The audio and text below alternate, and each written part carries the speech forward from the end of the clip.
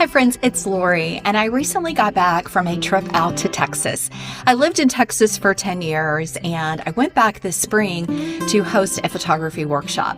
And so I added an extra day to my trip to go visit San Antonio and the San Antonio Botanical Garden.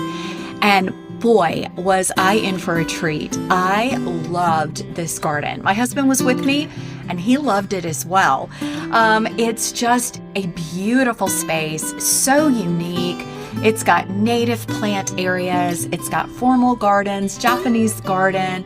It has some indoor garden spaces that are very unique, and some trails, and it's a good size garden, and really enjoyed it. It also was filled with some incredible art that you will see throughout this video. So the artist is Patrick Sheeran. He is a Colorado artist, and the exhibit is called Other Wild.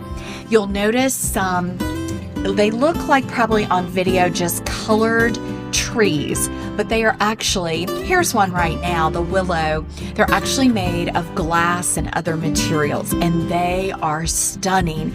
They just kind of grab the light, and I wish they could stay in this garden forever because they really worked well in this Texas space. Now, I think the exhibit is on until July, so if you're near San Antonio, I would encourage you to visit. Now you can see there are still some spring flowering blooms in the garden, but the gardens were in transition. Now, one of the most magical spots was along this hillside where they have native wildflowers.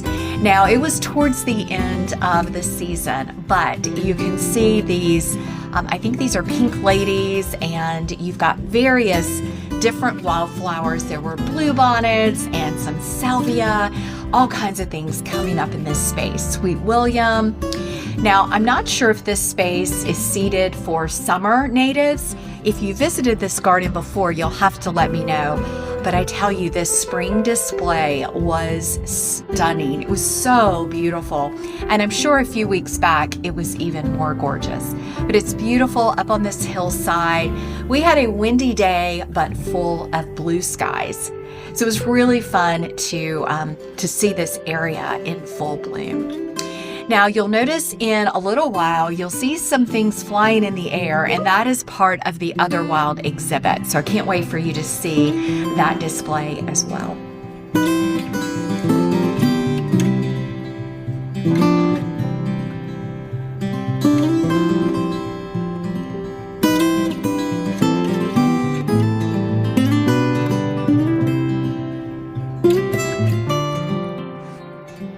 So the snapdragons were still beautiful, and they had not changed this area out yet. They are just gorgeous.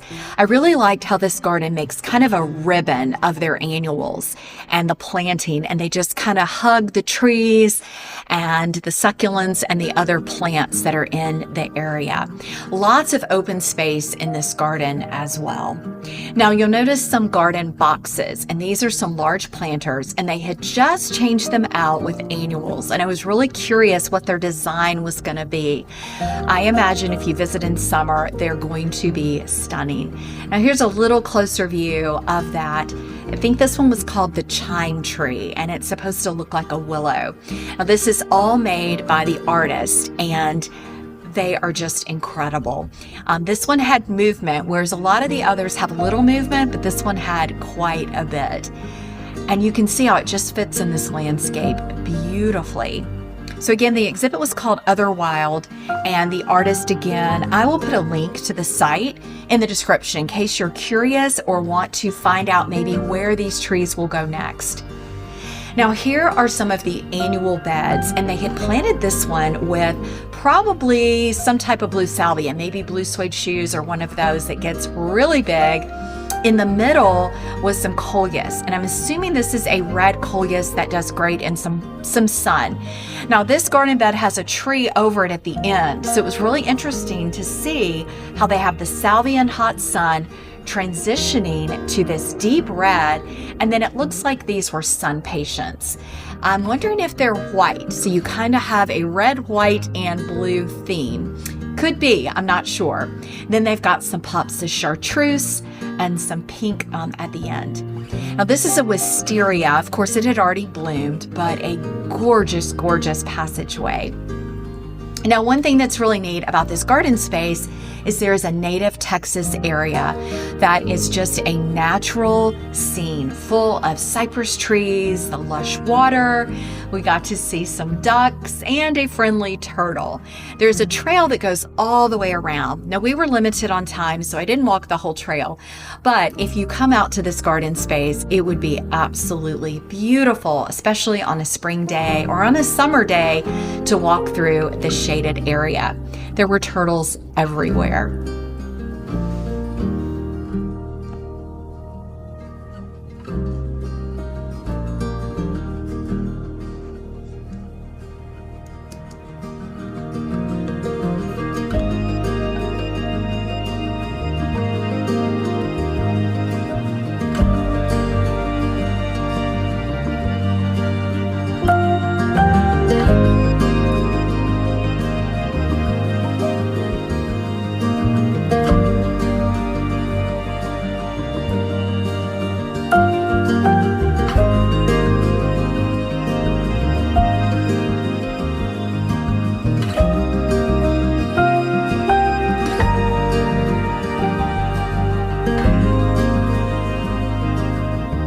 That was interesting was the use of water throughout the garden, and something so simple as this kind of brick line that takes water up to the big tower and then down and leads you through the garden walkway spaces out to the native Texas gardens. It was really beautiful. So they have this natural stone tower that's kind of in the middle of the garden, but you can see the water element in it, and it just leads your eye up to a beautiful vista where you can see part of the garden spaces. And it's just a sweet little space. There's a beautiful bench at the end, but it's really the views along the way that are just spectacular. You can see more of these native plant fields and, of course, the big blue skies of Texas.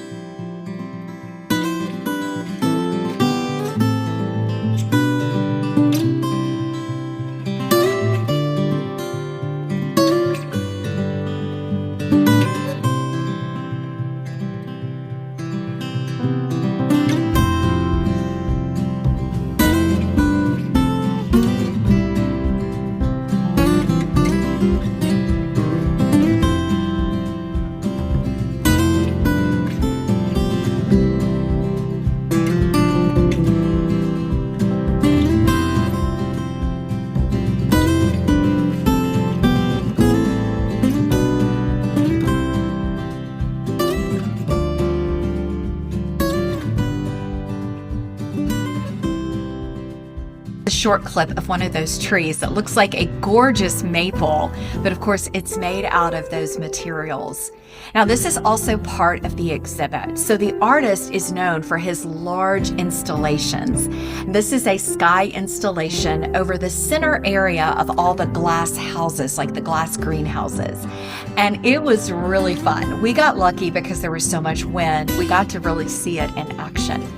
Now this is the largest of the glass houses, and of course they house palms and all kinds of succulents and plants, and it's just really, really spectacular. Now San Antonio and a lot of Texas got hit with some cold this winter, and so some of the palm trees of course need to be trimmed up, so you'll notice that.